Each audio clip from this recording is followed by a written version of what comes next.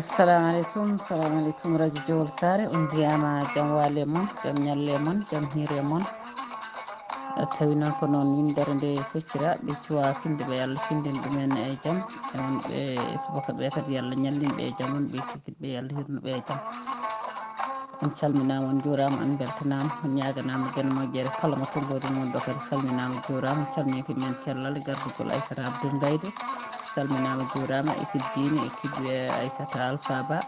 wondude soninkoɓe e dendagal bandiraɓe wonɓe ɗo jinnaɓe meɗen wonɓe ɗo miñiraɓe mawraɓe foof calminama juurama on calmini directeur programme hono Foutanki Diaw en dañi bébé kesso ɗum mbi Allah wurno barkina calmini Diallo Mamadou Samba ko noon sikki ala ko dilli foof ko dillini ɗum ɓuuri ɗum doole hande noon dillini en ko musidɗo men banimen gorko Bakary Ablaye Tandia ko kanko Abdoulaye Tandia ko kanko dillini en sikki ala o humpito muɗum yaari koko wiyete handicapé ji noon ene wawi taw hedde meɗen ga ɓe ngala ɓe yimɓe men toppitakiɓe kono noon ko wayno leyɗele mawɗe kala jibinaɗo ko janggo sa muumo sa boofo sa ɗokko goto fof ne jogui hakke goto fof ne jogui gueɗal neɗɗo kadi ne wawi wonde handicapé taw ɗum waɗani ɗum kangaɗo taw ɗum waɗani ɗum haydara en ji handicapé ji yaltini savaji kewɗi savaji noon waɗi ɗum ko janggude so jomum janggani wawa wonde savant donc kamɓe ɓe darani ko affaire handicapé ji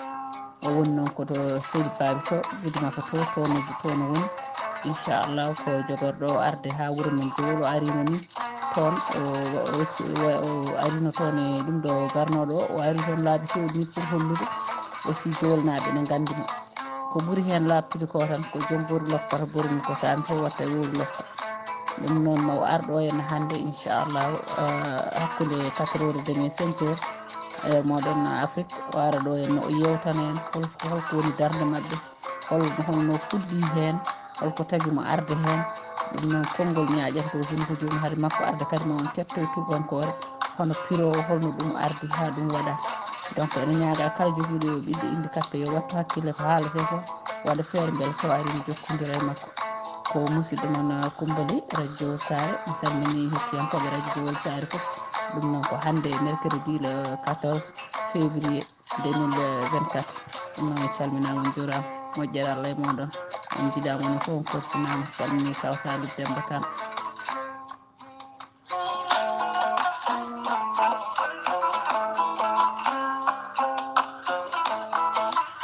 Son parcours. Il y a quelques années, dans une classe de 6e année, un jeune enseignant à Saboussiré au Guidi-Maka Mauritanie eut la visite d'un enfant de 10 ans dans sa classe en plein cours. L'enseignant fut surpris par cette visite, mais néanmoins il garde son sang-froid et accueillit cet enfant à bras ouverts. L'enfant tenait dans ses mains un cahier, une ardoise et un stylo. L'enseignant l'invite à s'asseoir à côté d'un élève qui non seulement son ami mais aussi son cousin qui apprenait dans cette même classe. Le maître étonné et surpris de cette visite demande au cousin ce que le sourd est venu chercher dans la classe des entendants. Le cousin et ami dit à son maître: « Mon cousin sourd veut apprendre comme nous les entendants et a le droit d'aller à l'école comme tous les enfants de son âge. » Un élève qui, à côté, lève le doigt et demande à poser une série de questions. Est-ce que le sourd peut comme nous les autres? Comment pourrait-il lire l'alphabet? Demande cet enfant. C'est dans cette perspective que cet enseignant eut l'audace et l'idée pendant les fêtes de Noël d'aller à Nouakchott juste pour se renseigner auprès des associations des personnes handicapées à comment ce jeune sourd. Comment est-ce que je pourrais aider cet enfant sourd à étudier? Était la seule phrase qu'avait en tête cet enseignant. Une arrivée à Nouakchott, l'enseignant va voir le président de l'association des personnes handicapées qui conduit le maître dans l'école des sourds de Nouakchott. Après une longue et riche discussion, la directrice de l'école des sourds de Nouakchott recommande à l'enseignant d'aller au Mali à la quête du savoir et profiter pour qu'il apprenne le langage des signes et la pédagogie de jeunes sourds et ainsi approfondir ses connaissances et de là, il sera en mesure d'enseigner les sourds. Elle lui file les coordonnées et l'adresse du directeur de l'école pour les déficients auditifs de Bamako. Les fêtes de Noël ne durent qu'une semaine sont découlées. L'enseignant quitte Nouakchott et retourne Guidi-Maka dans sa localité de service à Saboussir où il enseigne. Il fait une identification des enfants handicapés en âge scolaire dans quelques localités du Guidi-Maka. À sa forte surprise, il relève 20 sourds de la localité d'Agouani. Le 15 décembre 2008, l'enseignant quitte le Guidi-Maka et décide de traverser le fleuve Sénégal. Il passe la nuit à Bakel, Le lendemain, il poursuit sa route et va à Bamako. 15 mars 2009, il décide de quitter Bamako pour continuer son voyage en destination d'Abidjan à l'école ivoirienne des sourds. Après avoir acquis de l'expérience sur les méthodes de l'enseignement des sourds, l'infatigable enseignant continue son chemin. Le 16 avril 2009, il prend le chemin de Cotonou au Benin Centre de déficit auditif de Porto Novo. Après Porto Novo, il continue encore à Niamey au Niger 30 avril 2009. Bakary Abdoulaye Tandia, ce natif de Gori village dans la commune de Joal, département de Kédi, région de Gorgol, Mauritanie, reprend la route pour la Mauritanie et arrive à Goureil 5 mai 2009. Une fois à Agouanit, Bakary tient à tenir une réunion avec la population d'Agouanit et leur informer qu'à partir de l'année scolaire prochaine, soit en octobre 2009, il se décide à ouvrir des sourds d'une manière informelle pour venir en aide aux nombreux enfants sourds du village. Pour un effectif de 12 enfants sourds, la première classe des sourds a ouvert ses portes dans la famille Sokona, ses 4 enfants, 19 octobre 2009. Le maître. Salam alaikum wa rahmatullahi wa barakatuhu. Ko Bakary Abdoulaye Tandia. Bakary Abdoulaye Tandia a Agouinit ko salminangu tan. Miɗa wayra groupe WhatsApp o wona haydara. C'est à cause de mi natata e o groupe aji ɗi, donc miɗa yaafo ɗum. So ɗum benni miɗa salmina kala numéro makko na ɗo, miɗa salminambo, miɗa juurombo. Min ardi école sourmier et malvoyant d'Agouinit ko ɗum woni temo hande. Emi mbaɗa yewtere comment ouvrir une classe des sourds à Joal.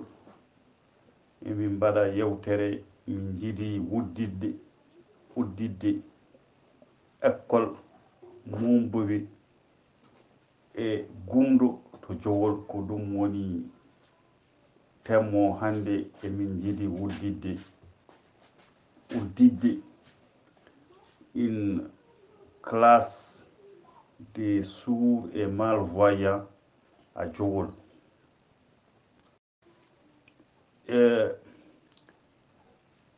Il faut ko min ganda leñol yahata yeso. Une partie de sa population à la éducation yahata école. Ko ɗum woni caɗele amen o min jiɗi kala Gumdu e kala momo na galleji amen jaha écolaji. Ko ɗum woni caɗele amen, ko ɗum woni caɗele amen o. Kala momo e Gumdo woni Joal ya e école. Ko ɗum woni caɗele amen, ko ɗum woni haaju amen, ko ɗum woni anniya amen. Donc ko ɗum min jewtat hande. Sukaɓe fof na jaa école, mumo yahata école, Gumdo yahata école. Ko ɗum min jiiɗi habde, min jiiɗi habde école wona Joal. Ko ɗum min jiiɗi habde. Commune de Joal, comité de jumelage de Joal, l'association des parents d'enfants sourds et malvoyants de Joal et école des sourds d'Agouinit eɓe jiiɗi wuddidde école Mumo e Gumdo to Joal. Ko ɗum woni anniya amen,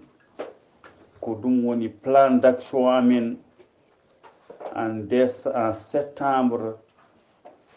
2024, septembre 2024 min jiidi on école wona jowol ko ɗum min jiidi. kala neɗɗo jogi cukalel momo gumdo wala toute catégorie d'handicap emin jiidi andude tuggi duuɓi 4 ha duuɓi 16 tuggi duuɓi 4 ha duuɓi 16 car toute catégorie d'handicap won gumdo woni momo woni handicapé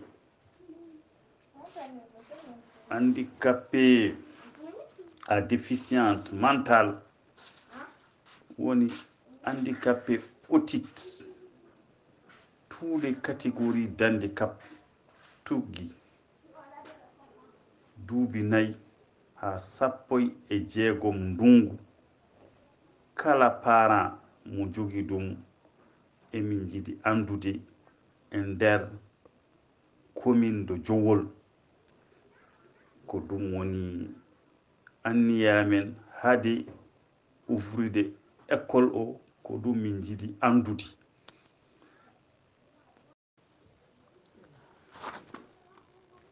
C'est la scolarisation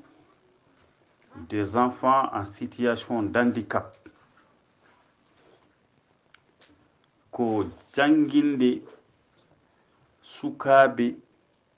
handicapé au niveau de la commune de Jowol. On veut créer une association des parents. C'est des parents d'enfants en situation d'handicap au niveau de la commune de Jowol. Si on parle de l'éducation, on ne peut pas laisser le parent. Il faut que le parent s'implique directement. Donc, si on dit l'éducation, il y a les 5 paramètres qui sont mis en jeu. L'enseignant, l'enseigné, le parent, le gouvernement. Il faut que ces éléments se voient, se discutent. C'est pour cela l'éducation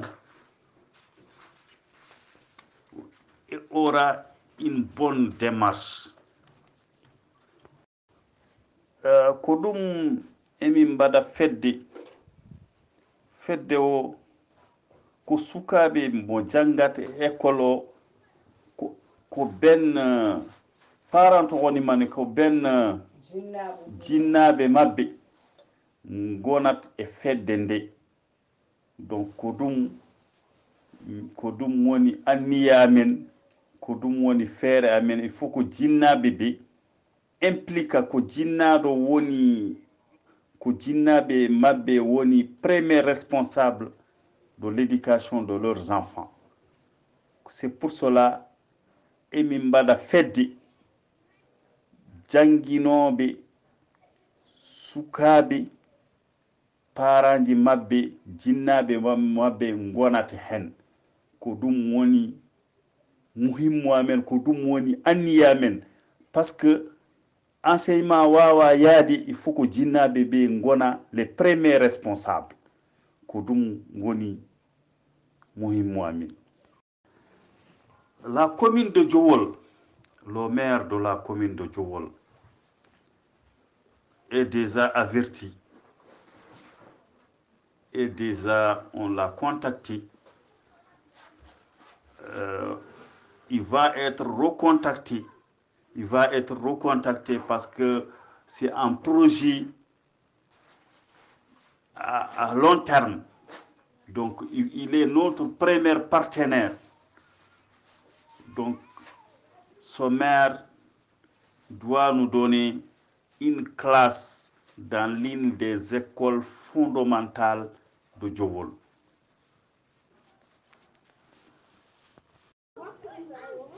Vous m'excusez de mon polar. C'est lui qui a très bien compris. Il n'a qu'à rentrer expliquer ça clairement. Ok, je vous remercie beaucoup. Je vous remercie beaucoup. Ora Allah tiga tunka dare gani hinna na gani neman da na gani. Hawari nyani kharalema Bakari Abdullahi ta tanja. Gili goinit tarendi. Ndaka kuni, ndaka jura, ndaka khanta. Waha manarono panel kedi. Aiti hosu on tagabarono réseaux sociaux nunga on tagabarono. Sino haibani he. Haibani he. Waka terinkana honne. Waka kunini, waka jurana, waka khantana. Lenki soranga asehede lemna ngandikape nuku kharamundenya. Lemna ngandikape nuku owa munda na kharankompe nguni Djowolia en collaboration avec la commune de Djowol, le comité de jumelage, les parents d'enfants en situation d'handicap de la commune de Djowol et l'école des sourds de Kidimara à Ouelit. Kuyanda ani wutu nanti wa munda iga karankompe munini Djowolia septembre 2024 septembre 2024 ibe su lebnega maga handicapé ngani finkinte mumunte handicapé mental otite sala numéro ba keni panel ke kama ana contacter ana to koncha. assalamu alaikum radio Jowol Sar on calminama on juram beltanama ñaganama keno moƴƴere min jetti dendagal hettiyankoɓe radio Jowol Sar e haaliyankoɓe min jetti kadi kawmen banimen gorko monsieur Tandia a weltanama no fewi sikki ala mataw waktuji ɗi tan woni ko wona gotum ɗum waɗi o yiɗi min jolde dingal kono noon wuuri sokuru fande won noon yimɓeɓe ko jiida haajuji kadi jiida waktuji alay saago ko noon hay seeɗa ɓuuri hay batte ɗum noon ha joni min bisma e galle ma radio Jowol Sar sikki ala a wayri ɗo komin gandi hakkille ma ko ga henno woni calmini mawɓe dingiral ɓe foof directeur uji ɗi ha e jinnaɓe men ɓe gonduɗen e dingiral foof en calminani minen foof kadi min mbima bisimilla ma kadi bisimilla ma e ɗemgal pular bisimilla ma e ɗemgal soninke e farayse kala hen ko mbawɗa aɗa yamira ya haal sa loggimo to tan wattu ɗum e farayse hay denɗam kadi jotidi en nan ɗum eyyi ɗum noon min mbima Tandia min mbima kadi bisimilla ma en gadduɗo namde seeɗa monsieur Tandia salminama jurama lawol gongol ko musidɗo ma Coumba Ly ɗo radio Jowol Sar eyyi sikki ala haali ko heewi ko fayte e wonde fandare nde gonɗa e dow muɗum nde wona kam nde joguiɗa ko wonde ha paari e kadi ko woni fayida kadi e jangguingol mumɓe e wumɓe e sukaɓe handicapéji beɗe namdima hay sinno tawi ne waɗi windande muɗum e faraysere so tawi aɗa wawi artande min holno jiiruɗa ɗeɗo gueɗe ha mbawɗa jogade hakkille wonde e nokkuji meɗen Afrique to ganduɗa ɗum ɗon hewani mumɓe walla wumɓe walla yimɓe handicapéji ene jangguine ala to jiiɗa ɗum holno ndeɗo ɗum ɗo no arde maɗa no witino kadi ngal ɗo hakkilantagal ma ngal a haali ɗum to min jiiɗi kala ɗum e ɗemgal ma taw koye pular walla e soninke foof saɗa wawi kalna min muɗum kadi hol nafoore kadi puɗɗiɗe hen yiyede guila puɗɗiɗa hol kadi caɗele joguiɗa hen kadi e paraji ɗi e complication ngaji joguiɗa e paraji eɗen gandi tan no mbaɗen ɗum noon min jiiɗi gartana amen ɗon e ɗeɗon namde nde keɓɗa fof ko wona ɗum ko ma en jokki hen laalu men e lamɗam meɗen. Radio Jowol Sare on calminama on jurama on beltanama on calmini hettiyankoɓe fof on mbiyama kadi kala joguiɗo namdal ene wawi joƴƴinde ɗo henna so Allah jaaɓi so ari ndo ari fof ɗo ha jamma moon ma wawa ɗumen to no wiyete ma wawa jaftade namde ɗe.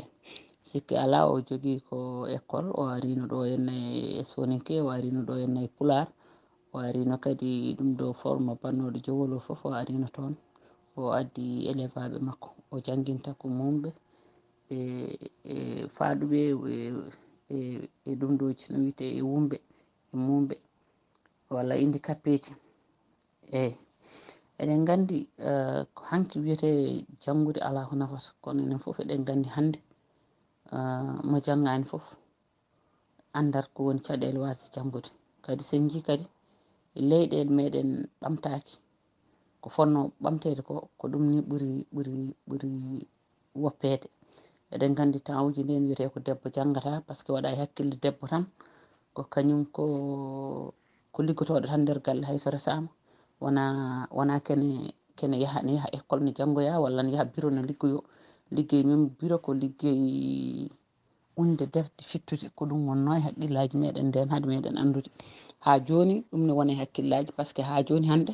aɗa yiya ɓe sali ɓe jangguinde ɓiɓɓe mumen rewɓe walla yaltino ɓiɓɓe mumen rewɓe walla welsidi ɓiɓɓe mumen rewɓe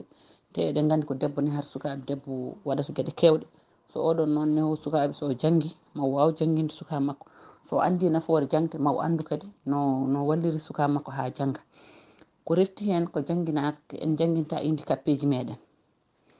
en jangguinta handicapé ji ni boofo ni muumo ni paaho ni neɗɗo ɗaalde seeɗa e nder ɗeɗo leyɗele ɓamtiɗe gumɗo yo muumo yo paaho aɗa yiya ɓe mbawa hay joɗade koye pousse mbaɗani kaɓɓa hen daaɗi no poyni to a miijotako ni ɓeɗo mbiyata ko pourquoi ɓeɗon nawe école ene jangga ene jangga te son ƴeewi ko ɓenni e jewte ɓennude ɗe mbaɗannomi ñalawmaji handicapé ji so yontima ko hikka tan wonki mi dañani wadde ɗum taw cellal ngal heewani mbeɗa adda ɗo savant ji kewɗi taw ko handicapé ji savant ji tawa ɓeɗo ene waɗi hen ga mbawa haalde ko ordinateur uji jogui ɗum kaalirta a wawa wiide ni te ko savant ji mawɗi neɗɗo aɗa yiya ɗum ne boni mbadi walla ne boni tagui taw wona kangaɗo arta neɗɗo kadi aɗa yiya ɗum ko muumu walla gumɗo taw wona kangaɗo taw wonko wawi firtande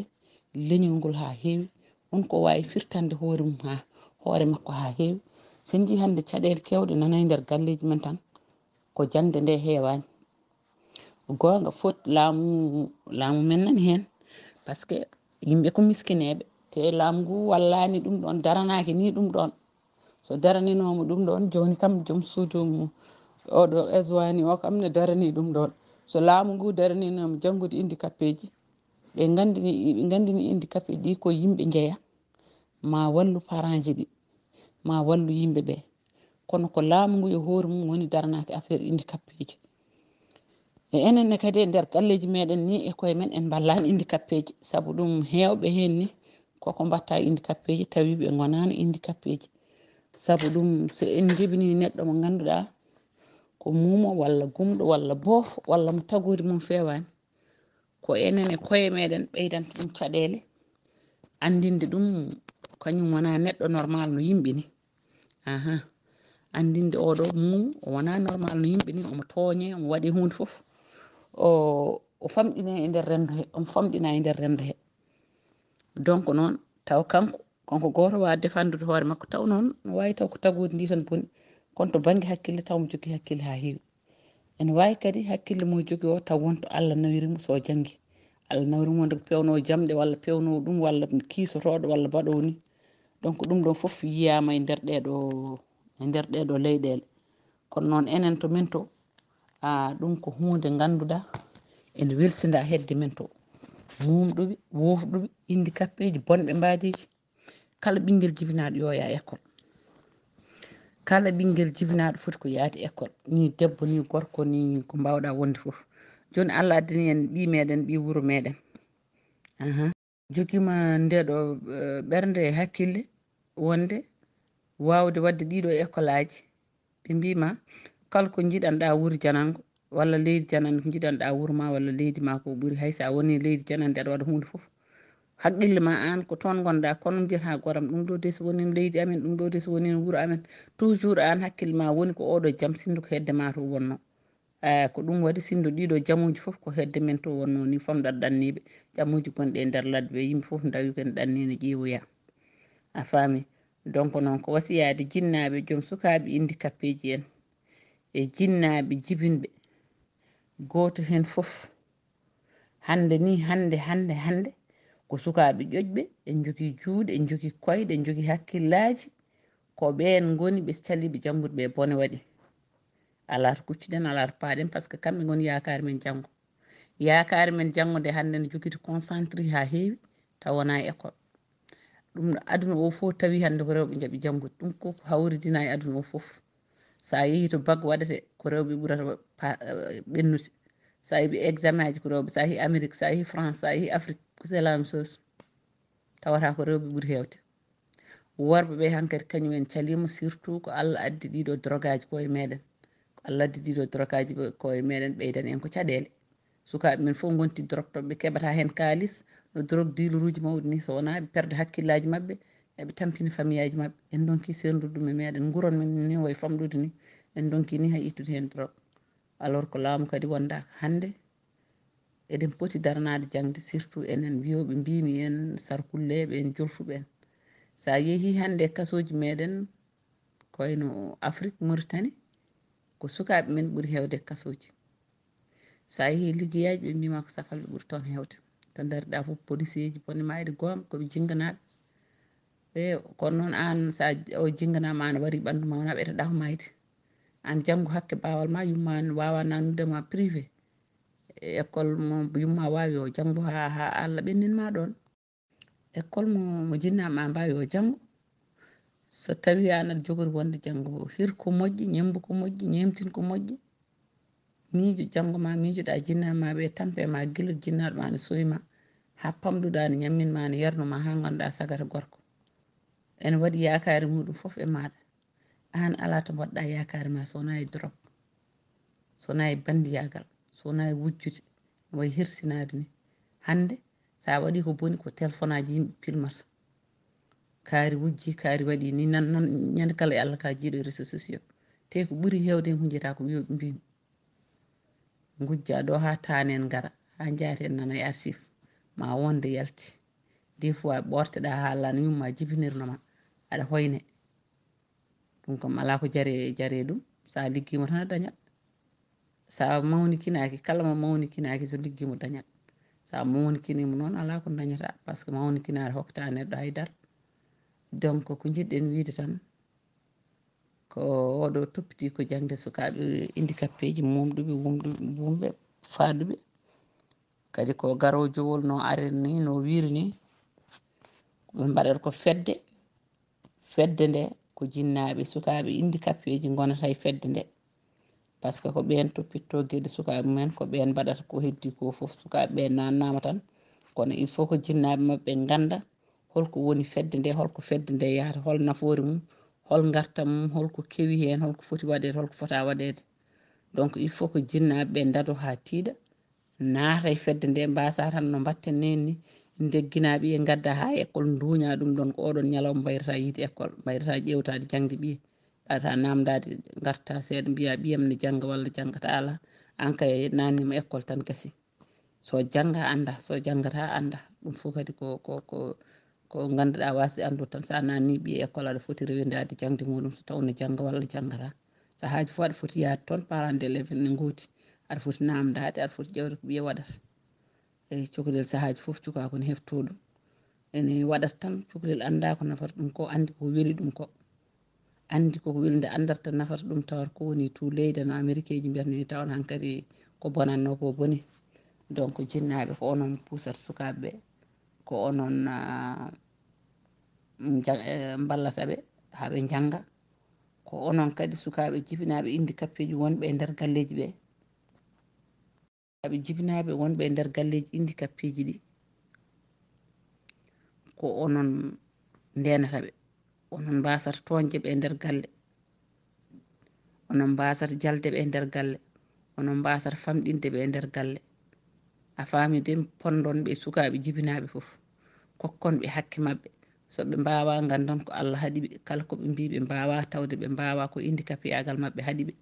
hay goto tagani hoore mum so neɗɗo tagatno hoore mum ɓe mbi ƴentinta ko kañum guura ko Allah tagiri noon jomum anden joguiɗa ko wallude balla jangde mumɓe no woodi jangde faaɗuɓe no woodi jangde no witano kadi mumɓe en mumɓe en e wumɓe en fof jangde mum no woodi ene jangge nder ɗeɗo leyɗele man noon ɓeɗo ene teddini jangde enen noon en teddinani jangde sen jii hande tubakoɓe kewɓe ne gara ne gadda balle heddi men to nayeɓe croissant rouge en bone mayde Allah tariseji waɗi goni hen jomumen koko janggi liggi jangguini ɓesguji mumen kañumen ngala ko mbaɗi hankkadi ene joguini doole kalis mumen ɓiɓɓe mumen ne jogui kañumen ne jogui ne dokka en yimɓe hewɓe noon bonnoɓe hakkillaji yimɓe gara mbiyaɓe on koɓe ƴewata e meɗen en nanɗin haaluji wonkoɓe mbaɗata ni kala ndeɓe hunde ko booni waɗi wiya wonkoɓe ƴewata e men kono noon koɓe nafata hen ko so ari hen caltako donc noon ɓen garata e gadda croissant rouge ɓen mbaɗata ONG ji no ballodira e yimɓe ne volontaire o ne jurmo Afrique naaɓe ne balla ɗumen e foof ɗum ɗo foof ko jangde addi ɗum ko dañal kadi addi ɗum par ce que neɗɗo waƴama ko ñaami ko yeeri waƴatake wallude neɗɗo goɗɗo e kadi yimɓe bonnoɓe hakkillaji yimɓe ɓe mbasa bonnude hakkillaji yimɓe ɓe goppa yidɓe wallede ɓe balle par ce que enen jogui leyɗele ha heewi eɗen jogui no mbaɗirɗen ɗum kono en ngala hakkillaji miijade holno mbatten ha guuren e leyɗele men ha ndemen hen ha mbaɗen hen gueɗe kewɗe ha pewnen kosam mbatten moftude ɗum mbatten ɓirdam kaɗam mbatten kaɗam condi mbatten ɓirdam condi ɗum ɗon foof ko kamɓe jogui ɗiɗo iddoji jogui machine ngaji ɗiɗon jogui ɗeɗon peeje ballata yimɓe donc soɓe gaari noon gacce ɓe balla yimɓe mbasan wiide ɓe gaari ko ñukkidade en walla goɗɗum ɗum noon mi salmini on kala joguiɗo namdal wiyama bisimilla mum ha Moussé Tandiara ko wiide tan jinnaɓe sukaɓe so arti ɗo e dingiral he mo haalan mataw ñalawmaji o arata jowol comme ça yimɓe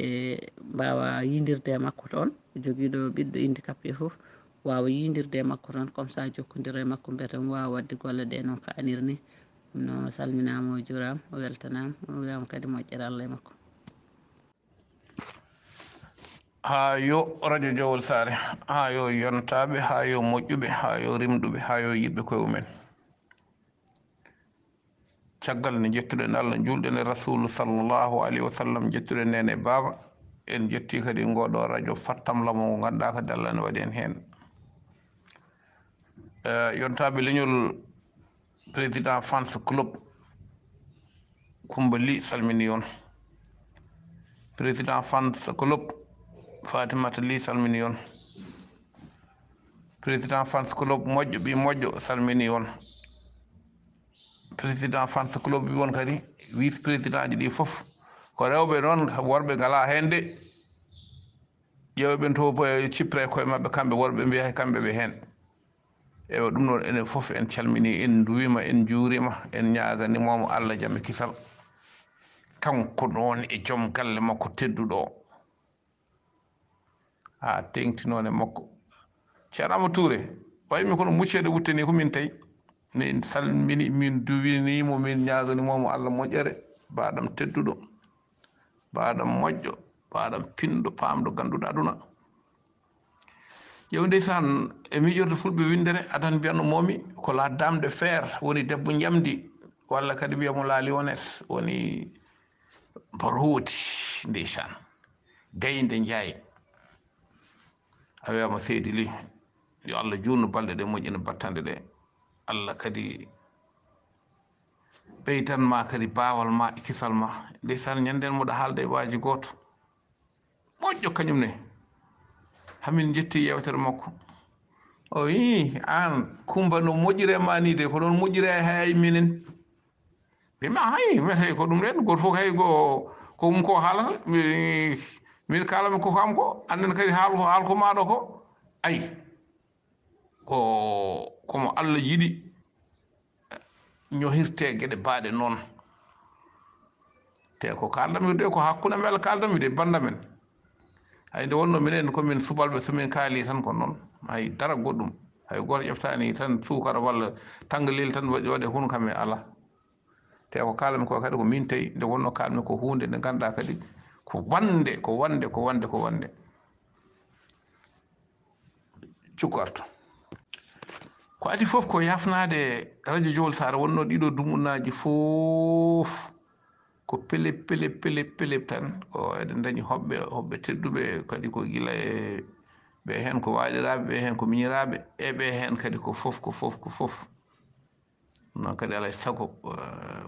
wonde onena yaada ha mbiya aɗa fiila lefol tan cukalel aɗa to tan mabɓo e dow maɗa heddota kadi momta hay hanki ndeysan mi yiɗino fiide lefol ngol ƴeew ko hande e ñalawma he momtumi ɗum e taw mi jejjitino ni nde wonno hankkadi andi to hoore ɓuuri leyɓe tan koni heewi wade kono radio Jowol Sara kono yontaɓe e kumboyam min ko keɗimi ko waɗi fayida ko kalɗa ko min fof e wasde hettodade fof ko adi fof namdalam fewde maɗa soko tawi an aɗa gonɗini koɓe mbiyata tubakoɓe ummotoɓe ene ngara e nokkuji meɗen ɓe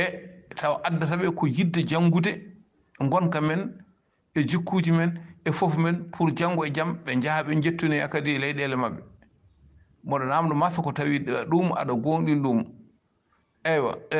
so ko tawi noon aɗa gonɗini an hoore ma kadi noɓe waddi woɗɓe ɓe mbirata noon ɓe joni noon ɗe jinnomi kadi namdadema holko tagui neɗɗo ene gonɗini ɗum sen ƴeewi nguleyki meɗen Fuutaki walla nguleyki meɗen Afrique sen ƴeewi wonnode e jannatu duniye garta kadi e jeygati duniye aha ma ja neɗɗo ono fof ma jafuɗo min on ko kalmi en ko ngari to fof ene weeɓe ma so nguura mum so jaram mum so cellal mum ko fof mum joni noon a arti to ganduɗa kadi an ka dadiɗo ha tiɗɗa aɗa walla annene kadi ko aɗa dogato aɗa safra ga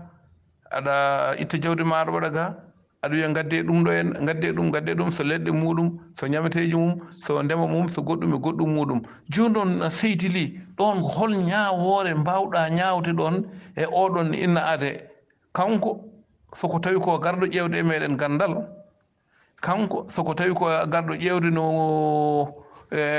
ganduɗa kadi e janggo e jaam noɓe gartirta ɓe kefta leyɗele men walla ɓe kefta kadi gonka meɗen ɗon ko namdal fewde maɗa seydili haqqille ma timmuɗo ma waw jabade meɗon kumbo mi salminima gongol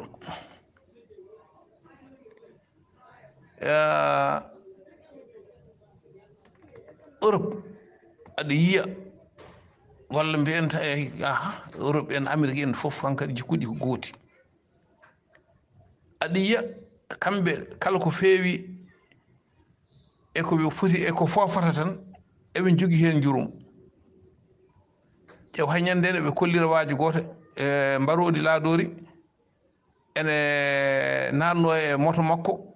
kono ƴeew o hulani o ƴeŋnani o ko waɗi feere tan haw waɗi feere haw heeɓi nanggue hoore nde o yaltinide e moto makko o yaari hakkille makko haw watti ɗum e nokku goɗɗo mo ganduɗa ene wawi rewde yaade haajuji muɗum o warani o tampinani bon joni ɗum ɗo foof eɗen jiiyaɗe hen kamɓe kala ko kewi ɓe mbiyata ko yo wuur yo faabo balɗe tati ɓennuɗe mi wonino dow galle muɗo ɗum ko hedde wenɗo ko wonno coynimi almudo goto ene jogui alluwal muɗum ƴeew ko ulluɗi tati mbiyanimo mbaɗanimo de o ƴefti rondi e alluwal tan o jogotno ko fiide e dow hoore goto e majji kam mbaɗandi tan to gonnomi dow tan gullumomi bon enen Kumboye moɗo jiiɗi andude holko tagui e ɓerɗe meɗen ɗe jordi ngol ɗon jorgol ha kadi arti e ko ɓuuri bonde ko noon sa ƴeewi leydi men Sénégal ɓe kolliri eɗo balɗe nokku goto e nder to diwan Casamance o Ziguinchor ko dadiɓe e koyemumen ene piya mo ganduɗa kadi ko terɗe muɗum ene usti ɓe jawnora ɗum haaɓe nanni ɗum e oto mboɗa andi kamɓe beddoto ɗum tan nder oto toɓe jogori wallinoyi ɗum to kadi mboɗa andi ko ballingol bongol fotata wonde eywa ɗon joni enen hol tan ko holko gonɗen enen eyyi an ka joom haqqille juɓɓuɗo no fewi ma faam ko jinmi namdade ɗo ko. assalamu aleykum radio Diawol Sare en ñalle mon mbaɗɗon tampere on calminama on juurama on beltanama min calmini ardiɓe radio ngo guila e dow tan ha e less fuɗɗade e Amadou Touré e dinɗi rendiɗiɓe makko foof calminama juurama guila e Haalpulaar en Sarakulleɓe Jolfuɓe Safalɓe fof calminama mona dilla e digral ngal fof salmina mi salmini joom suudam Coumbali salminama weltanama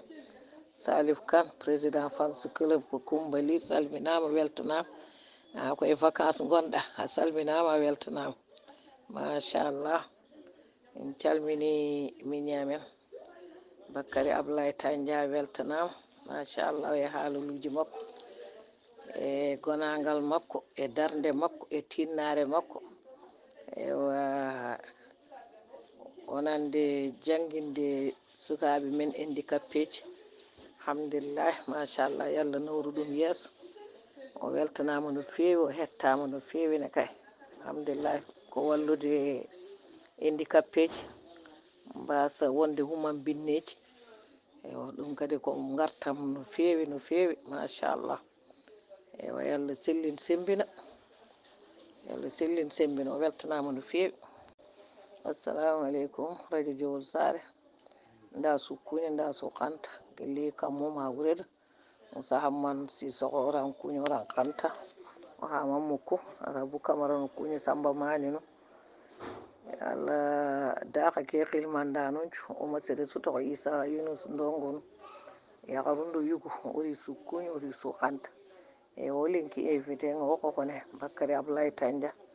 ora si hommugo ora diga mummugo machallah kennoɗo sewoyen bokore ñayi machallah kaga sikkeke ɓe ayna ka yiɗana ka faaba ewa durkoto e ñana kundumane o machallah o jamande ndina lemna jukkun ton ndema idduna ɗum birayega kenni gollen pokore ñayi alhamdulillah ayna yida e ñana wiido sahaña alhamdulillah e o sewo ora ujunu kusu terinka ora golle ke ka terinka machallah ken kada lemnuga magari bugu sankuyendi mangara hotu angara manga bugu hinkundi manga bugu sankuyendi mangara killi siginto ngari ewa ken kani hokore ewa Tandia tan daga nan nawari ayna yida e ña na yimira wutte ñagandagane Tandia. Assalamu aleykum Coumbali sawamon mbaɗɗon oɗon celli machallah alhamdulillah ewa Bakary en ko mbatta ko hunde mawde ko wallude jiɗɗo kadi wallude ɓesgu mum joguiɗo ko wayni ko Allah fawma ko fawre Allah ala ko mbawɗa hen so Allah rokki yimɓe ɓe ganduɗa kadi ne mbawi enen daari ne darani waaɓe noon mbatta ɗumen e lawol ne jangguina ɗumen ne anda ɗum ne jangguina ɗumen gonka mumen aduna ene guurde aduna ɗum kadi ko ballal manggal dañɗo foof foti wattude haqqille ma e hoorema yo jarane abbade jomum ɗo wawi wonde foof yo mbaɗa hen ɓiyo walla ko wawi wonde foof ha jomum wawa finande aduna wawa andude ko waɗata mbasa oppude ɗum e alhaali mo woni o tan eyi wonɓe min jiiɓe ganduɗa no Allah no fawi ɗumen ko wayni jomumen néglige pewnata jangguinta tindinta hayso wona école saɗa jogui ko wayni an jinnaɗo aɗa foti fewnude ko joguiɗa ko taabu ko Allah fawma ɗum ko fawre Allah nde Allah fawna pewna ɗum ha gonka mum wawa moƴƴude kono goppa jomum yana dartiya a wondaka ɗum a toppittako ɗum a ƴewata haydara kono ɗumen kadi ene heewi aduna he won waɗoɓe ɗum wonɓe ganduɗa kadi jomumen darano ɓikkon mumen pewna ɗumen hayso goppa ne yaha no luyluytoya no joƴƴina ɗumen ne ñammina ɗumen no loota no moora tawi wonande tawi ko ɓiɗɗo debbo moora pewna jomum ñammina jomum jooɗo e galle ma mbatta hen haqqille kono wonɓe ganduɗa noon machallah goppat tan ko ene yaha ne dartiya ha mawnide hen so mawnidi hen janggo ha yowmon gongol radio yontaɓe radio Jowol Sare ko joom boru loppata boru mum kala ko sami hocca banda men tedduɓe ndeɗo yewtere ene jari no feewi no feewi no feewi no feewi ende jara million ngaji ɗellimotako ene jari kadi nde tongue leñol ngol naftorode Seydi Ly koɓe mbiyata orateur ko an ka hoore haalore te kadi ko yalti e ngaadi maɗa fof koko nafata e woɗɗo saaha Salif Kane ndeysan e tello e radio Jowol Sare yiima no wajoji wiyanno ni mi yiima mi welto sa huuti mi yeewe nde wonno ko weltintami ko moɗa andi ko mami waɗe provocation eko mi woda tan ko kalmi ngandi ndi noon yaltina ko ganduɗa kadi ena yimɓeɓe ene mbawa naftorade nden yero mi salminima Lamine Amadou anne kadi mi salminima jontaɗo ngandi ndi yaltina ko ganduɗa tawi ko bawɗo hettade noon ganduɗo kadi somi hettima holko fewnantami janggo ko hono ɓen poti hettade ma ƴeew ndeɗo yewtere ko kalɗa ɗo ende ko te kadi ko gonga o nde wonno waɗi ɗum wonde gonga ka a yi to a yi ga a woni to a woni ga ɗum waɗi noon Seydi Ly ko yo Allah ɓeydo nurɗinde gandal ngal kadi Allah lamɗo kadi addanma cellal o ɓooya nafde leñol ngol ndeɗo yewtere radio Jowol Sare onon ɓe Allah artiri ende fonno rendinede so nde rendinama kadi nde sare nde wonno ko haalata ɗo ko ɗum gonga laaɓɗo certe kadi ko pinal kadi koko findinta mi arta ene waɗa sahaji mi jooɗo min to banggue hooram ɗum hay goto jeeya ɗum miiɗi koko yahata tan mais oɗo Coumba Ly machallah oɗo Coumba Ly soko tawino tan o wonino jangguiyanke bindowo hankadi tawde Allah waɗi ka bindi e nder haqqille he oɗo holno janggo jogori wonirte windiyanke mawɗo poète mawɗo walla kadi sociologue mawɗo ɗum fof tene kadi ko sociologue tan fotanno wonde haydara goɗɗum ko ganduɗa ko omo waajo yimɓe omo findina yimɓe omo kadi fewnitina hakkillaji ha mbawa kadi hutorade banda men mi haalani hay goto yo wel noon ala ay so welimo welani Allah ko min e janggo kadi yewta e joomam ɗum noon nde kaaliranmi ko sibu Allah pour onon wawa hettotoɓe ɓe kettoroɗon sibu Allah gandon ko haalata ko hunde nde ganduɗa kadi eyyi ko wiyete Moussé gonga ko Moussé Fenande ne woɗɗi ɗon Allah ene andi wallahi ko gonga laaɓɗo certe kadi koko foti hettede yo Allah hebbinanen kadi waaɓe noon tawa kadi hebbina kadi hettotoɓe ɓe soɓe kettima kadi yo Allah hokkuɓe kadi wawde naftorade so en naftorima ko no ko haalata ko wallahi ma en jaaru yeeso teno mboɗo andi kadi hewɓe nanɗo kadi ene naftoro ɗum yo Allah joɓe moƴƴere e ko kalata ko kadi ka nafoore mere Seydi Ly mo weltanakimo fof tan ko mataw wonko manque andude e ko woni e gonga eywa kono noon Allah ene seedi min de kam sinno ko sagam kala ko kalɗa ɗo ene naftore andi ndeysan ay tubakoɓe ƴewɓe mbiyata kamɓe mbabba tugal kala ko yalte mumen eɓe nafa ɓe jaafoɗon noon e ma won biiɗo i an one haala toon haala mbabba tugal eyyi par ce que ɓe mbiyata ko nguru ngu eɓe ñaama hoore nde eɓe ñaama e koyɗe ɗe eɓe ñaama tewo eɓe ñaama kuuse ɗe eɓe ñaama fofo eɓe ñaama o kamɓe ñamata ɗum ko hakkude mabɓe to en annene kadi ko yaltata e huuɗo ko gandima ndi ko hankkadi ko nafoore mere sa hettima daña hen gandal sa hettima daña hen cuusal sa hettima daña hen peewal sa hettima gona hen nunɗuɗo sa hettima ala fof ko ganduɗa ko fewti e ko kele findina ka dañata hen seydi li yo Allah yom moƴƴere enen fof ne kadi yo Allah hokken ko mbaɗɗen posuji meɗen kala biiɗo amin kam min kam mi wi amin ɓooyi kon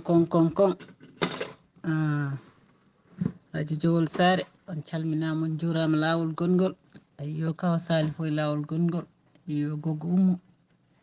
ayyo Lamine Amadou Aliou Seyni Abdoul Siré Demba Jeeri Aliou min noon ko gaskinɗa han komi nuldima ngaari kooba nani ko kooba noddama wona hay ngaari ko ngaari kooba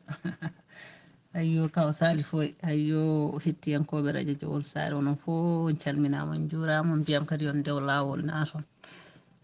wajiɓe ɓe ne gandi jogorɓe nulde kaaƴe mbako ɓe ɓenne gandi koye mumen yooɓe ndew lawol ɓe naata kaw Salifa weltanama machallah eɗen gandi gandima ndi ko hisde e ko an pusata yimɓeɓe yewtoɓe ɓe mbiyata ko namde nde ne ciftina ɗumen ko jejjinno haalde ene gandinno ɗumen hen ko gandano ɗum waɗi kala jewtowo yiiɗi ko yimɓe ene gara ene balla ɗum e yewtere nde ɗofta ɗum hen ciftina ɗum ko yejjinno gandina ɗum ko gandano donc fijirde nde welnata ɗum ko yimoɓe fobɓoɓe hangoɓe foof ko enen foof ndendi yewtere nde goto fof won ko jogui neɗɗo andi tan koko andi ko anda koko goɗɗo andi ɗum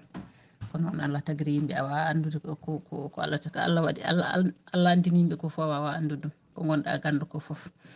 eyyi ɗum noon kaw Salifa weltanama anne kadi an ɓuuri andude machallah hoorema nde ko hisde Gogo Oumou salminama a juurama ɓeydare ma waɗi fayida Monsieur Tandia min calmini min juurimama eyyi min beltanimama kadi ha joni ko yewtere affaire sukaɓe handicapé ji ɗi wumɓe mumɗuɓe école aji mumen ɗi poti janggude e ɗum noon mawo ar ɗo haalana moon hono foti arde Jowol yidde jottodirde e jinnaɓe sukaɓe foof comme ça joguiɗo ɓiɗɗo handicapé fof taw no wawi nawandema nde won noon bonde mbadi wona jeeya wona bonde hakkille neɗɗo ne wona muumu taw wona kangaɗo ne wona gumɗo taw wona kangaɗo ene wona tagori taw wona kangaɗo ene wona handicapé kadi taw wonko wawi wadde goɗɗum banggue hakkille muɗum donc neɗɗo so janggui tan inchallahu ɗum ɗo foof ko jangde wawata wallude neɗɗo ha yiiya ɗum o wawa hutorade doole fof ne wawi hutorade hakkille Allah wallu en jinnaɓe men ɓe kuccini men e jiiye jangde balla en janggen rewɓe worɓe sukaɓe e mawɓe Allah andito barke ummoto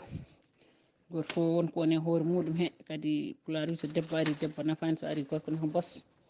donc rewɓe worɓe foof goto fof ne wawi jogade gandal goto fof ne wawi nafde ɗum noon ɓiɓɓeɓe mbiyeten hangaɓe ɓe foof moften ɓe ɗo Gogo Oumou wini ɓe mofte ɓe loote ɓe nandine yimɓe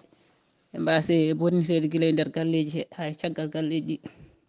on jarama no fewi ɗum noon moƴƴere Allah e moɗon ko musidɗo moon Coumbali kaw Salif kane weltanama Lamine Amadou a jarama Gogo Oumou en kagga weele en natin ɗo jalti e goɗɗo kadi mi andamo noon on calminama noon foof numéro Mauritanie o ire moon bandiraɓe musidɓe tedduɓe radio Jowol Sare on calminama e mbaɗi kuuɓal on ñaganama Allah moƴƴere Coumba Abouli salminama no fewi on calmini aussi koɗoma e dendagal bandiraɓe jippitiɓe yewtere nde on beltanama tan e mbaɗi kuuɓal ko Allah jogui jobdi yo Allah yooɓon moƴƴere yo Allah yooɓon moƴƴere ɗum noon waɗi fayida no fewi waɗi fayida ɗum noon koɗo o a jarama vraiment min beltima no fewi yo Allah yooɓe moƴƴere e darde nde e golle ɗe aussi a jarama Coumbali ko noon aussi annene darde ma fayida ni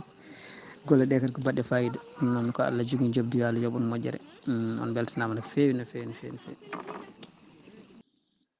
Assalamu alaikum wa rahmatullah wa barakatuh. Radio Jowol Sare wada kasu kunyo wada kasu mama wada Coumbali nawari mko siringa ewa bakar tanja wadan nawari angara emission be da baroda fami kita da mogosirin ewa wadi to a wuga arna jide wada Allah nyaga ngani ko arna timondo da ngani ewa kaga golle ke baga kama arna daga kane na nya wurke musu tawande ewa wadan nawari mogosirin na angara fatan pancin du benu kini jaman da manchu ewa akunin denyana amma man denyana khairin abu kamara radio jol sare on calminama on jurama mi salmini dendagal heɗotoɓe mi salmini mawɓe radio ngo Ahmad Touré Kumbali Ahmad Modi Ndiaye Ahmad Bari Lamin Sohen mi salmini dendagal heddiɓe fof ewa Kumbali a salminama no fewi min keɗima monsieur Bakary Tanja min beltima halluji makko ewa a jarama no fewi min ñaagui yalla waɗanen ɓural yalla naw ɗum yeeso min calminama mi wayri dingirangal seeɗa kono oɗon ketta no fewi on jarama no fewi selmono Abou Camara. assalamu aleykum radio Jowol Sare on calminama on juurama on beltanama on ñaganama guenomo moƴƴere on mbiyam to gonɗon no gonirɗon yo jaam Allah e kisal woni minen en kala en calmini directeur programme Foutanki Diaw e monsieur Abou Camara toon to Allah Fendo salminama juurama weltanama calmini galle o en calmini monsieur Tandia gonɗo hande koɗo galle goto e joom galle he min mbimo Tandia makallu en calminimo no fewi en calmini Moussa Hamma Sissoko ha Jowol calmini sarkulle ɓe foof hay goto nen Dieynaba Diakate en jejjitanima Boun Yousuf en e wondude Manthia Touré en Bowso Touré en e denɗiraɓamɓe Fatmata Sissoko en kamɓe fof ɓe calminama ɓe juurama ɓe beltanama dendam Houleye Hamma yummo tokaram mi salminima mi salmini Belgique naaɓe mi salmini joom suudam ƴeekam Ba Diallo Diakate wel tawde Belgique Dieynaba Ly en on calminama on juurama en calmini France naaɓe fof e mbadi kuuɓal hay goto ɗaccaka Europe naaɓe fof calminama yalla teddinoɓe ko Amadou Bari wiyata ko sokhna Faala Wele en Kadidioutou Gaydé en Hawa Ba en on mbiya moƴƴere Allah e moɗon. assalamu aleykum wa rahmatullah whatsapp radio Jowol Sare on calminama on kofnama on ñaganama gueno moƴƴere en dañani hettade yimɓeɓe foof kono to banggue men kam banggue Bakary Abdoulaye Tandia en keeɗima haalande makko kadi woni témoin walla ken seedeji ko haalata ɗo ko fayida muɗum saabu ɗum haala kani juutini kono guila 2016 en jokkodiri e makko yidde oɗo programme o haalata ɗo joni wadde ɗum ɗo e nder Jowol e nder commune Jowol kadi ken seedeji o ƴettino sukaɓe Jowol naaɓe o nawino ɗum Nouakchott en ballodireno makko sukaɓe alhamdulillah woodi ni o daña hen kadi ken seedeji o ƴettino kadi sukaɓe Jowol naaɓe pour yo mbat formation beele ne mbawa jangguinde ɓeɗon sukaɓe ɗum woni mumduɓe walla wumɓe walla ande faaɗuɓe ɗum ɗon fof kam en ken seedeji bon heddi ko il faut ko en gona jangguinoɓe ni ko oɗon banggue kono il faut paamen oɗo handicap hono ko heɓtotoɓe sukaɓe ko oto belsiniɗen ha mbasen famde ko alata ɗo wonde ko no celluɗo yarar école ni handicapé o kañum ne wawi yaade école saabu ɗum ko Allah jogui kamɓe foof noon eɗen ñaago tan yimɓe ɓe yo paam kadi yo ƴeew wadde ɗum gila e law sabu ɗum fayida muɗum ne heewi nafoore no feewi no feewi. oɗon nganndi muumu yidde muɗum tan ko yimɓe fof yo ndeƴ jaaba ɗon taw en noddanooma seeɗa. eyyi donc e jokken eɗen nganndi alhamdulillah enen kam en jii e ko paamɗen muumu no mbiɗen ni sagu mum fof yimɓe fof yo ndeƴƴu so juuɗe ne kaala tan so juuɗe ne kaala kamɓe mbiya juuɗe ne kaala so juuɗe ne njaha ne dilla tan kamɓe mbawi famde mataw yimɓe en hol action ngaji goni e wadde kono so hunuko wona taw hunuko dillata tan so ɓooyi kamɓe payat on noon kamɓe koɓe jiiɗi ko wona ɗum jiɗɗen enen ko jiɗɗen ko wona ɗum ɓe jiɗi bon mais fayida muɗum tan ko il faut que enen jinnaɓe sukaɓe joguiɓe oɗon handicap enen fof manifestere yidde ko ɗum yo won sabu kanko ko ɗo o jowol o janggi ko sara hulle ko gorinajo kono ayi omon woppi liggeyaji makko kewɗi haw dañi ko omona aw goynit hande aw goynit ko hedde sehilbaɓe walla guiɗo makko bon donc so ɗum waɗama ɗo e nder wuuro meɗen ça veut dire kam ko vraiment ko hunde hewde nafoore nafoore nde noon ko il faut que enen fof ballodiren hen sabu enen eɗen gandi ɗo en e nder wuuro men ɗo tan so famdi yimɓe sappo nen ɗo hande ɓeene jaara e duuɓi sappo e hunde nogas hunde ha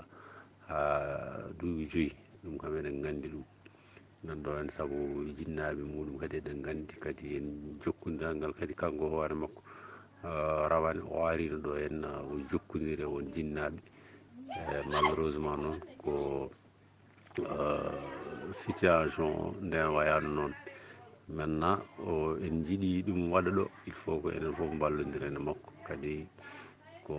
guiƴiraɗo ko bandiraɗo ko sehil ko fof noon yo yiddemo wuuro ngo walla yiddemo wonanini ko meccal makko ngal ɗum woni dow ɗum noon yo Allah wallu kadi kala kam darde kam mbawɗen wallodirde makko so Allah yi tan ko satti inchallah ma en dardo e makko ɗum noon ɓaare o wi ko mairie woni premier partenaire ɗum noon so tawi bureau walla goomu jinnaɓe ɓe waɗama ɗum noon il faut enen fof jettoyɗen ƴeewen mairie meɗen o beele kam ɗum kam ne wona so Allah ittani ko satti inchallah kadi maire kadi ko inspecteur o jangguinowo ene andi kaɗo haala kam ko wona haala bolle puyɗe sabu andudemo kanko Bakary ɓe gondi to diwan Sehil Baɓe to noon on calminama on juurama on ñaganama kene moƴƴa assalamu aleykum radio Jowol Sare mi juuri on miɗa salmina on kala nokku o goni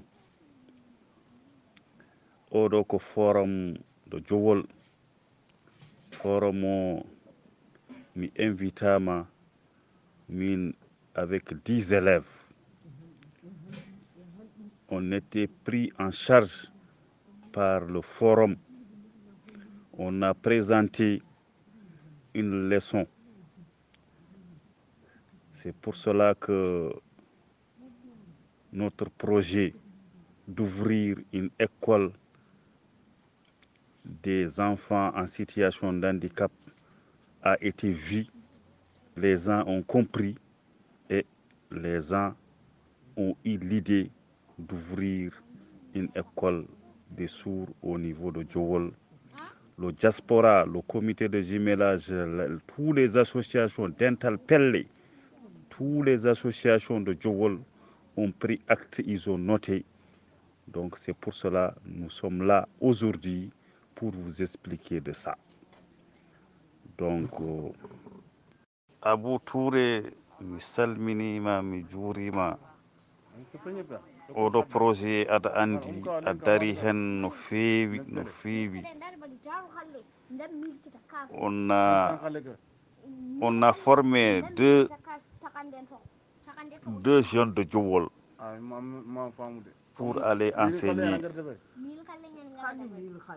J'ai amené 3 zones de Djowol à Goynit ici. Un de Patikon, 2 de Djowol. Donc ana dari hen no feewi depuis 2015 ou 16 a dari hen no feewi donc ko ɗum a waɗi seedantagal aɗa andi golle o, donc c'est ça. Donc emi ñaagui Allah yalla timmin ko ɗum. Bakary Hanawari, j'ai pas encore fini d'écouter les messages parce que je viens de rentrer. Merci aussi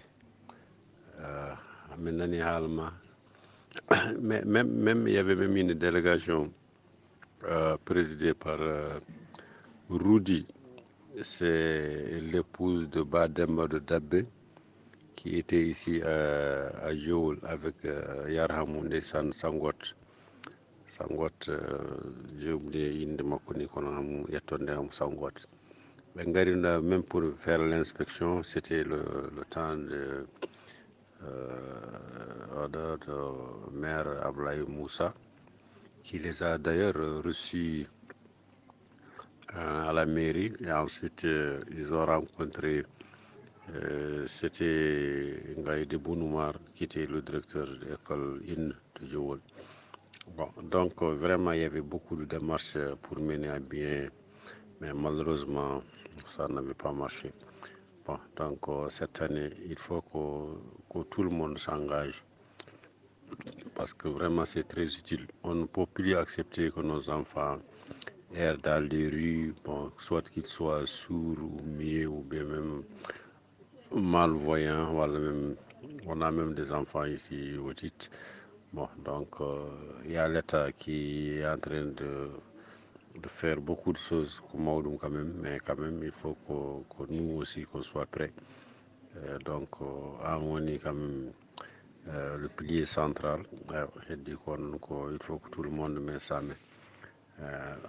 En priorité comme les parents d'élèves, voilà, comme les Djowolois, voilà, la commune de Djowol. Bon, donc à sa tête le maire, et il faut que nous fassions balindrer. Inch'Allah. Bon courage, c'est Tanja Sadi à toute la famille. Assalamu alaikum. C'est Tanja on calmini hettiyankoɓe radio Djowol Sare fof e haaliyankoɓe te ɓe mbawi wonde wonirde fof ɓe mbiyama o jaam Allah wone mabɓe. Monsieur Tanja min bismitamama kadi lawol gongol min kesɗitini bismam go calmini Aboubacry Touré jarama ɓeydare ma waɗi fayida. Amadou Bara salminama, Sokna Aissata salminama, calmini kawmen Salif Demba Kane wondude wutanke jawɗi programme, onon fo on calminama on juurama.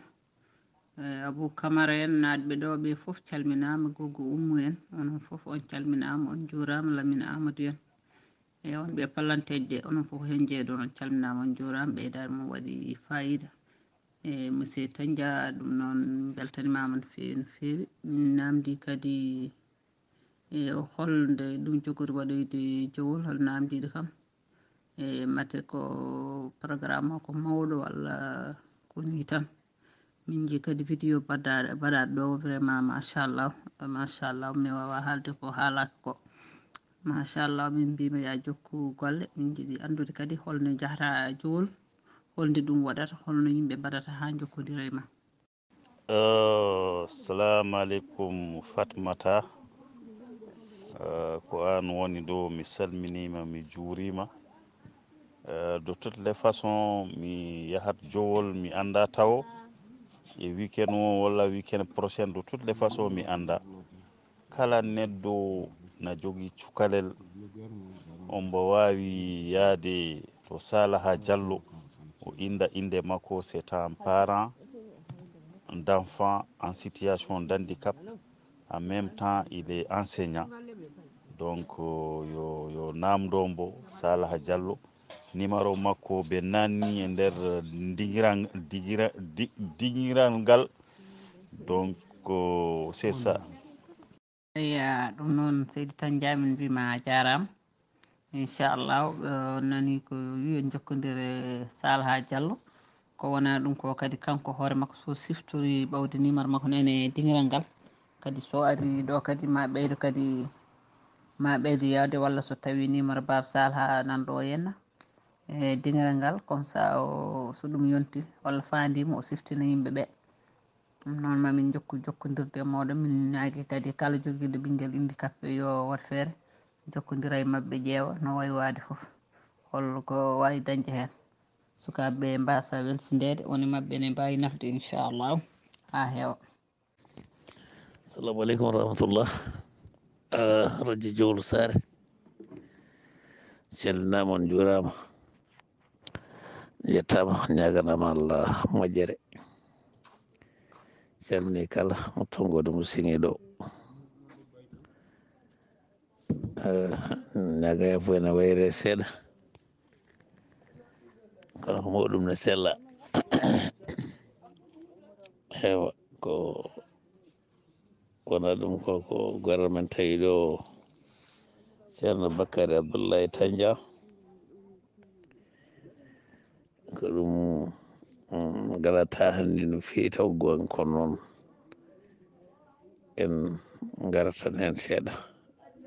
e jarnudemo jarama merta kono ɗum ko ceerno Bakary salminama jurama ettama ñaganama Allah moƴƴere yo Allah sellin sembina kadi min jettuma emin jarnuma an kettima kalande ɗe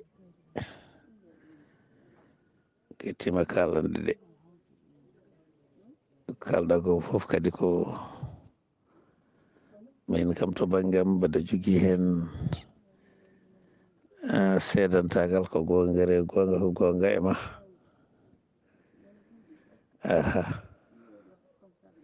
noon ko wiyete ko da haɗo laaɓa jangu ko kono komo wolde o silte dow mo ɓuuri laaɓede ono dahaɗo hewani wonde ɗo kurɗe e condi duparɗo eyyi kalɗa perke so yimɓe dañi ko yimɓe foof yo nooto e noddago ngo perke uddiɗo duɗal l'école mbiɗen e handicapé ji gam ko darnema e kiramma kadi ko dañƴa sikku mbaɗa andi ko woni to ko sindo a ronkano duɗal ngal ko jogol wonanno mbeɗa andi ɗum heddi ko mbiyeten yimɓeɓe tan ko goto foof yo hirjin ballanɓe wiñade ballanɓe kadi haalnude yimɓeɓe kala nde ganduɗen hen ne jogui handicapé kabren ɗum o haalni to yimɓe jahata ha ɓuuri heɓade hen ko Salha Diallo eyyi noon ko enen foof ballodirta e ɗum joguiɗo hen e mo ala hen foof c'est à dire kono way taw ko enen foof eɗen joguini wonno so tawi wona mo ɓiiyemo jibinɗa taw ko ɓiyi kawma walla ko ɓiyi miñe walla ko ɓiyi mawni walla ko ɓiyi baɗe walla ko tane walla gonɗo jowol fof kam ko on noon donc ballen ɓe tina kadi ƴeewen hay soɓe fortudeɓe goto foof yaha toon e ɓuuri weddade yimɓeɓe neɗɗo dawaɗo hunde seeɗa foof enen ñawdirta tan ko woppu ɗum ɓiyena kadi ala ko wawi nafde kono ala mo nafata ala hen mataw ko nafnaka tan goppen ɗum guila ko cukalel tan boylen ɗum goppen ɗum neya par ce que yimɓe men gora mo ala ko wawi wadde par ce que o yiyata walla o nanta walla o wawa wallaji men ha heewa kono taw ɗum foof ko wona ko gonɗen nafa neɗɗo kala no wayi ene nafa so dañi nafnowo ɗum o merta kalami ɗo koko yeru muɗum min mbaɗa jogui ɓiɗɗo ko mumu heɓene dingiral hen gandimo guindirmi dalato gila jibina meeɗa haalde ko mumu kono joni ni wonko wawi tappilde no moƴƴi ko kanko dudal makko nde ƴetta toon yimɓe nana ɗumen nokshot ko kanko mataw ndo nani mbiɗa jogui ɓiɗɗo kanko waɗi nelaɗo yimɓe addu ɓiɗɗo gamar toon jami toon o haalnimi taw ko Allah min hooram ni ɓerdam nde yammino kono noon mbaɗa hertima mbaɗa noon mbiɗa andi ko miñiraɗo moƴƴo kadi mbeɗa andi darde makko no foti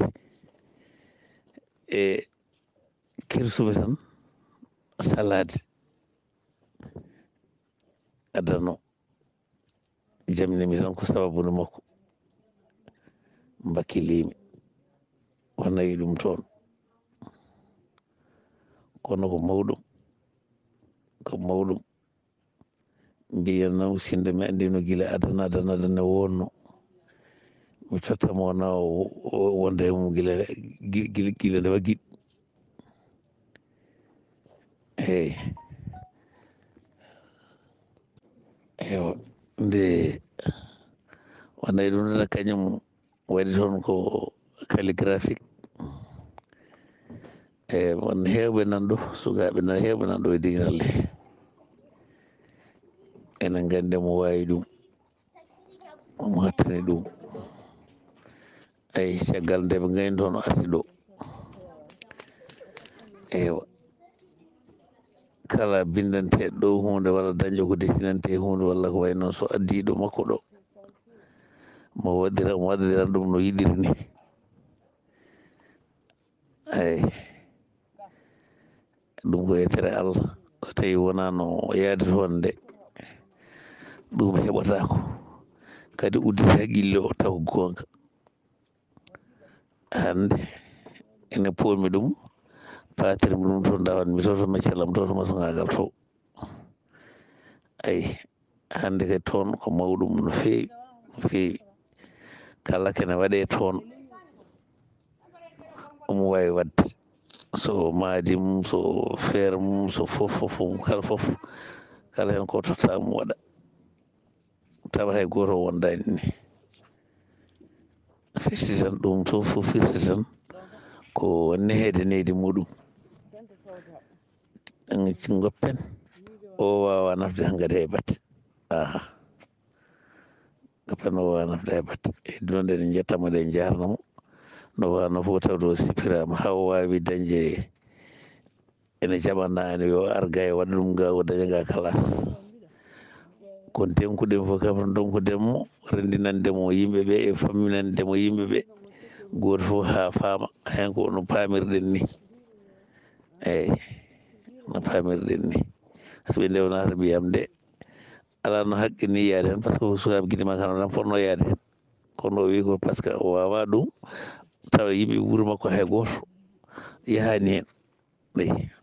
en gandanimo hen haare makko nde haɓa ha ɗum wawi wonde